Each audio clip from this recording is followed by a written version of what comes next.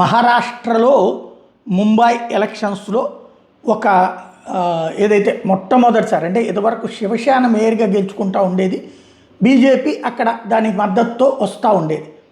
అలాంటి ఇప్పుడు మొట్టమొదటిసారి భారతీయ జనతా పార్టీ మేయర్ రాబోతున్నారు. అక్కడ ఇద్దరికి కలిపి షిండే శివసేనకి బీజేపీకి కలిపితే 118 వచ్చినాయి, 114 సరిపోతుంది. ఇంకోవైపున ఒక రెండో మూడో శరద్ పవార్ అజిత్ పవార్ వాళ్ళకు కూడా వచ్చినాయి. బీజేపీకి సొంతగా 89 వచ్చినాయి. టోటల్కి కావాల్సింది అక్కడ 114.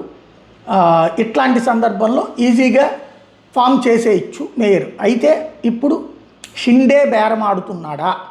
షిండేకి సంబంధించినటువంటి కార్పొరేటర్లందరినీ ఒక హోటల్లో పెట్టాడు. దాదాపు 28 మంది దాకా ఉన్నారు. వాళ్ళని శివసేన ఉద్ధవ్ థాకరే నుంచి కాపాడటం కోసం హోటల్లో పెట్టారు. ఎందుకంటే ఉద్ధవ్ థాకరే వీళ్ళని బెదరేసి లాక్కుపోవడానికి ప్రయత్నిస్తాడు. అటు పక్కన ఎవరైతే కాంగ్రెస్ పార్టీ, కమ్యూనిస్టులు, అంటే కమ్యూనిస్టులు అక్కడికి గెలవలేదనుకోండి, ఎన్సీపీతో పాటు సమాజ్వాదీ పార్టీ, ఇట్లా అందరినీ కలుపుకుని అక్కడ ఉద్ధవ్ థాకరే ఏర్పాటు చేయడానికి రెడీ అవుతుండే. ఒక 8 సీట్లు తగ్గితే వీళ్ళలో నుంచి 10 మందిని అవతలకి లాగితే అయిపోతుంది అన్నటువంటి ఉద్దేశంతో నడుస్తుంది అన్నది. కానీ అక్కడ ఉన్న ప్రభుత్వం బీజేపీ ప్రభుత్వం. భారతీయ జనతా పార్టీ వాళ్ళు శివసేన వాళ్ళని లాక్కుంటారు ఉద్ధవ్ థాకరే వాళ్ళని వాళ్ళు భయపడాలి, కానీ వాళ్ళకి భయపడ్డం ఏంటి అన్నటువంటి చర్చ నడిచింది.